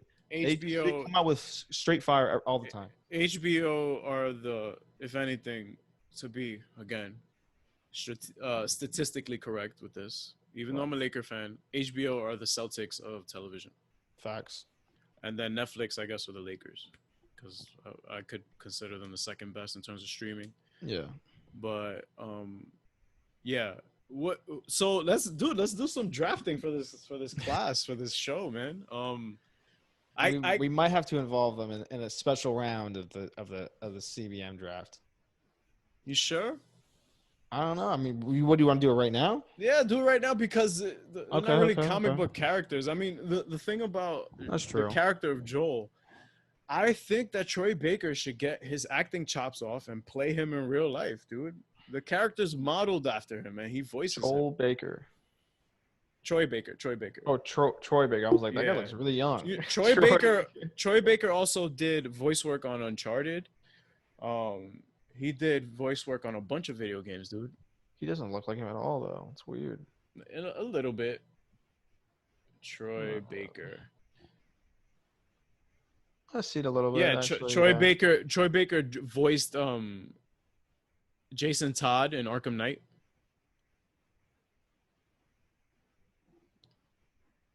Oh. Troy Baker did voice work on Modern Warfare. Oh shit. He did. Come on, he did on animated shows for DC and Marvel. I don't know though. Do you really think he could do it? Oh wow, he was Magni in God of War. Oh wow. Which was Magni again? Oh, that's the tatted dude, right? Yeah. I see it. He could do it. I'm sure. I'm sure he's a good. No, actor. I think Magni was one of the dwarves. Was he? Yeah, it was. I think so. Maybe. Oh, he also did the voice of Batman. Of course. In the Telltale series. Telltale series, yeah. Dude. Maybe. I mean, but there's a difference between voice acting and acting. I haven't seen course, acting, of course. So I can't speak on it. I can't. Yeah, say but the thing is that. But here's the thing, dude. Yes, he's voice acting, and yes, voice acting is still an art of its own. Right. Yeah, not to say voice acting is easy. It's not taking away from that at all. Guys are bees, but it's just different. But that motion capture was still acting too, dude. That was all facial technology used on that. So I know it's not exactly the same, but fine. Troy Baker, I'm sorry, maybe not for the live action show, but I don't know about Josh Brolin either. Ben Affleck can always. But we do. Ben Affleck can always play a broken dude. Holy fucking shit! I don't think you guys will ever get this again. Me and Mark agreeing this much. Yeah, no, agreeing this much in a fucking podcast. Yeah, just appreciate this. Oh my god, you know who should play Tommy? Fuck, I can't remember his name, but the guy. Describe him. From Lost. Cersei's brother. Jamie Jamie Lannister. Nikolai Coster-Waldau, I think his name is. Yes. What a squad, dude, to play Tommy. Who's Ellie though? Who's Ellie? I need an Ellie. Chloe Grace Moretz. I would say Arya, but I don't know if Arya can. I mean, she could pull it off. I'm not, but like I don't know. Either Chloe Grace Moretz or Shorty from It. The redhead girl from It. This girl. Yes, I think her name is it starts with a B. Yeah. I can't fucking remember her name. Also, the girl from Stranger Things could probably do it too. Oh yes, Millie Brown. No, not her. The other one. Oh, I don't know I'm only 4 episodes into Stranger Things. My bad. Oh, okay. What's her fucking name, dude? Sam? Is it Sam from? No, Stranger. No, from Things. It. No, just go to It. No, I know who you're talking about. Okay. But I'm talking about somebody else. Dude, I am not. Her name is. Oh no, her name started with a B in it, but her name is Sydney Novak. Sydney Novak. Sydney Novak, yeah. Yeah, she played Beverly Marsh in it. Sadie Sink. Sadie Sink. Let's see. Sadie Sink. So how's her acting though? I love her acting. She's legit, bro. Sadie Bro. Sink. Oh, okay. Check this. Okay. I can see that. And she's got like that, or at least in the Stranger Things, she's given off that like she's written as like more of a tomboy, girl with attitude kind of thing. Yeah. And I think Ellie would be a natural transition for her. Like, I think that would be a great pickup. Man, what a cast! Ben as fucking Ben Joel? Affleck as Joel, dude. All right. So, mans can always play a broken man, bro. That's depressing. It is depressing. Like, hey, man. All right, so who are we gonna get to play Sarah then for 5 minutes of the show? Who's Joel's daughter? Oh, Sarah. Oh, I mean, I don't know. Whatever. Fan casting. This is lit. So Joel is Ben, or Ben is Joel. Nikolai you got is Tommy. It depends how good his American accent is. I don't know how good it is or not, but whatever. I think I've heard it in a trailer for. He could probably kill it. Come on, guys. Yeah. And if you're British or English or have any other kind of accent, you could probably do an American accent. And then Sadie Sink or the girl you said from It. So Sydney or Sadie for Ellie. Not similar names. Yeah, I know, right? So Sydney, either draft pick is fine. Now, what about for Abby? Because eventually she's gonna get introduced in the show. I think the girl that Brie Larson.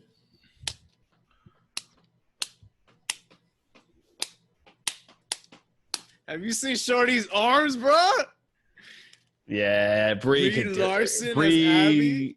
Brie could totally. I think I feel she would fucking smoke that fucking role. Cause she'll get invested, and she plays video games. Oh, Brie Larson, PSA. Yo, Brie, come through for our video game pods because we know you're an avid gamer. You're a gamer. We don't play Animal Crossing, but we'll try. Just for you. Who else? Can play Abby? Yeah, Brie Larson. Wow, that's a fucking solid pick, man.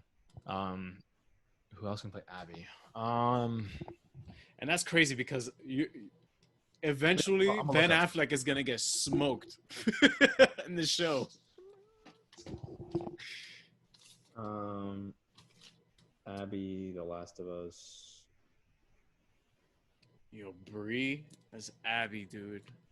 Or I legit can't think of anyone else, to be honest.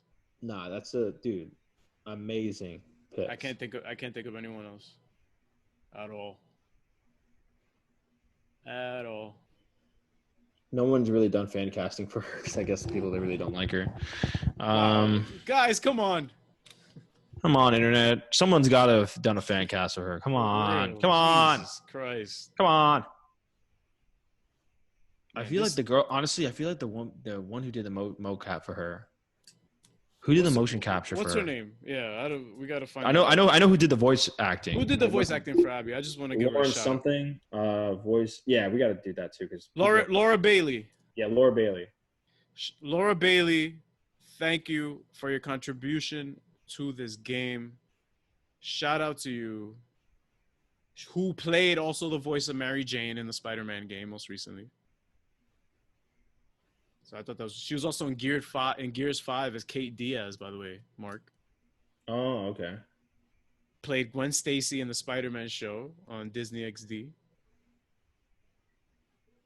That's great, man. And she was also in Injustice. She did voice work on Dragon Ball and Dragon Ball Z. Hey, Laura Bailey, you're great.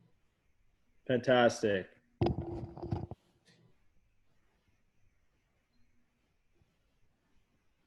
I gotta find who the fuck did the mocap for her. Yeah, who the fuck, bro? Okay, I think this is it. character model. Abby's body mocap is Colleen Fotz. Colleen. How you spell that last name? Well, her first name is Coleen, Uh-huh. and then her last name is Fotsch. He apparently did the mocap for her. CH Fosh. Yeah, that's what it says in Reddit. But Oh, okay. That's not her. that's what it says. That don't look anything like Abby, dude. Okay, don't kill me. Nah, I'm swinging. Okay. I mean, she's shredded, but that's not Abby. I don't know. Oh, okay.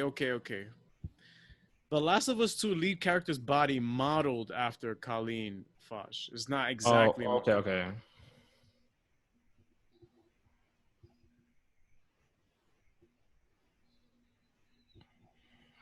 Jesus Christ! At least I think they might have done a. Yeah, it says the body model for Abby was CrossFit Games athlete Colleen Fosh. There you go. I don't know. I mean, whatever. I mean, wow, Brie look, Larson yeah, Neil Druckmann put up a picture of her. Yeah, that's her. There you go. Yeah, there we go. Yeah, I think Brie Larson would smoke that fucking role, dude. Dude, Brie Larson would freaking smoke that, man. Super smoke. All right, I could fill in some more. I think for Dina, interesting thing about Dina's character model was just a character model. That girl didn't voice her. Yeah. Wow, Last of Us Part 2 has a 7.8 on IMDb. You guys are haters, bro. You have a 10, bro. No question. I think Brie Larson's the best person, honestly, to do that. That would be a fire casting. And the thing is too, though, I wouldn't blame her if she was even offered the role. I wouldn't blame her for saying no, because you know what, she gets a lot of flack as it is. No, she gets a lot of hate as it is, and I wouldn't blame her for saying, you know what, why would I even take on the most hated character of all video games? I understand, that's a good point, but and also, I'm not saying I'm not saying the hate is warranted, because it's not. It's not. Absolutely not. She's a great actress. She's phenomenal. Oscar winner, fam. She got the Oscar gold, winner, fam. Don't put some respect on my dick from the back, and then, so like she's phenomenal. So like, and I said suck my dick from the back to all the haters, not to her, obviously. Oh, and by the way, what if they do plan on bringing Isaac in the show? Isaac's character and model and voice, Jeffrey Wright. Boom. And guess who played one of the Rattlers? Rattlers? The gang you meet at the end. Oh, okay. Voice acting. No fucking way. Yeah. No fucking way. He did the voice for. He was also Logic also did the voice of a stormtrooper in Star Wars. That's my fucking boy, man. Yeah, Logic, come through in the pod, bro. Yeah, come through, my guy. Come on, Bobby. Come on through, Bobby Tarantino. Come on, Bobby. Yeah, man. I think whatever way they plan on heading with this, HBO will not do it. HBO they will do it justice. They will do it justice. Come on, dude. HBO would absolutely completely do fine with that. And you know what would be funny? What? I wonder how people would react to season 2, like if they watched it on TV. I wonder how they'd react. Like season 2 being I would assume season 2 would be the second game. Yeah, but that's the thing. We don't know where they're gonna. We don't we don't know if it's gonna be a whole new thing or whatever. Who knows? No, actually, no. It's gonna be Joel and Ellie. That's for sure. But I don't know if they're gonna. Yeah, but you know what? Let's keep Joel alive. Go through a whole new route. So yeah, what if we also get a this is spec talk, boys. Yeah, this is spec talk. This is spec talk. But what if we also get a sort of story where we get to see how the outbreak started? That'd be fire. Because I looked into it, guys. Cordyceps is very real. It's a fungus that grows out in nature, Oh yeah, and that's just yeah. and there's some good news and bad news about it. 2020 ain't over yet. That's the bad news. Good news is what? All right. So the good news about let me start with the bad news first. What you see it do to living things in the game is very true. It will deform you. It will grow on you. It will fester, and it'll cook on you. Basically, it Right. will take over. It goes straight for your brain when you get infested or infected, and it completely takes control of your motor skills. You basically the fungus makes you do its bidding, to a sense, and you're mindless. If you are an insect, if you are a grasshopper, if you are a spider, if you are something on a tree or a plant or something. But if you're a human, hey, cordyceps, come through, my guy. Porque te voy a explotar. As humans, we cannot be infected by cordyceps. Nothing will happen to us. Luckily, that's the good news. The bad news is that it's real and it's really fucked up. If you dare to Google a time lapse video of cordyceps overtaking a spider or fucking deer, you know what I'm saying? It gets crazy. It's real, and I think it's amazing that Neil or the writers chose something that is based on Earth. You know what I'm saying? It's not like an alien that crashed down and or some like started everything. Some government made some fake virus or something. Hey, but that's another thing. We don't know if the show will take us through the route of Fedra and their role with it, and maybe the story will start off with the Fireflies and then we end up with Joel and Ellie. Maybe, yeah. Who knows? Or it'll start out with Abby and we end up with Joel and Ellie. Who knows? Woo. Who knows? Neil, if you guys need some help in that writer's room, even though you won't, hit us up. But yeah, guys, is there anything else? I think we smoked this fucking podcast. Yeah. I'm not gonna lie, I feel pretty great. I feel great defending this game and my guy Ellie right here. What a game, man! What a game, man! What a game, men's made a great game, yeah.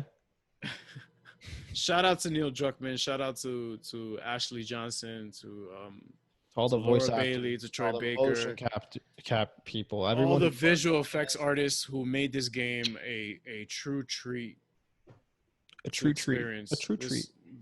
To all the sound designers, to all the concept artists, to everybody dealing with this game, Naughty Dog, Sony, thank you, truly, from the bottom of my heart. This is truly another experience that. This, when we divulge more into video game world in our video game podcast coming soon, we're gonna talk about The Last of Us more. This will be our BVS. This will be our honestly, dude, this is what I'm saying. This is gonna be the thing that we call back on to forever. Compare other solos to. Yep. Be like, yo, like it was good, but yeah. We're gonna get into it. We're gonna get into it, guys. Yeah. But yeah, stay tuned for that. Yeah. Anything else? Anything else, Mark? I don't think so. I think that's it. I think we're done here.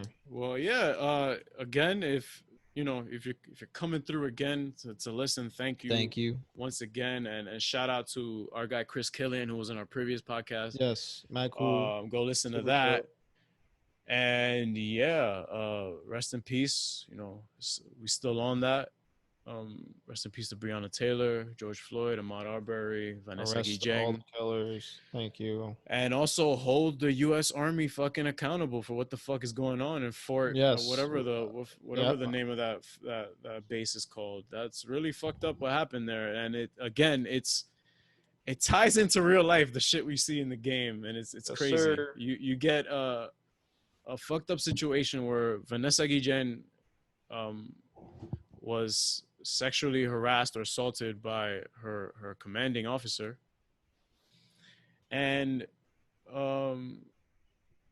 this dude, again, this is all alleged or what's being investigated. She was gonna like report it, right? And then she reported him. Actually, she reported him. She did report it. Yeah, she reported him, and then he ended up killing her. He had an accomplice who died in a car crash. Apparently, she died or he died. He also died. I think he committed suicide. Yeah, he committed suicide. She's alive, I thought.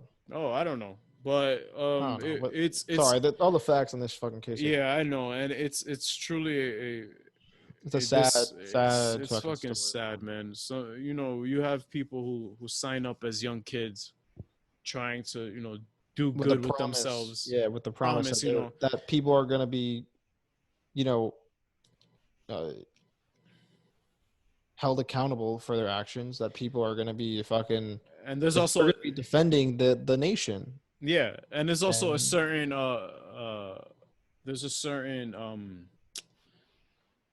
there's a certain way that they carry themselves with respect and stuff. Right, exactly. We brothers in arms, which is Yeah. I'm assuming where the phrase started.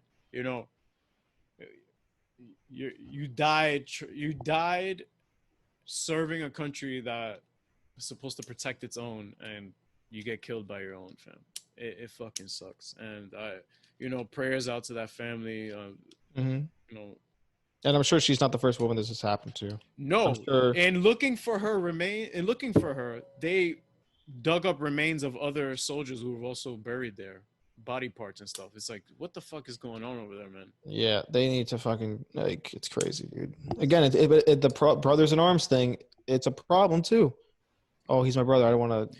And then you get all these other you see them doing all this fucked up shit. Yeah. They think it's okay, and then because nobody stops them. You get all these servicemen and women who are putting their stories out there on social media, who are saying, "Hey, I was raped. I was raped." Yep. I heard a story about a woman who was raped on a Navy boat, and they said, "Yo, if you speak up, we're throwing you overboard, and nobody would know about you."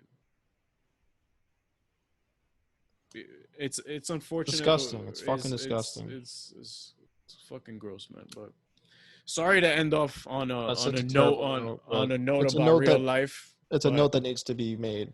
Yeah. Because video games are great and they're a great escape, but we shouldn't treat them as we shouldn't forget about real life. Stay grounded. Donate to charities, all that, please. Yeah, visit change.org. Yep, sign petitions.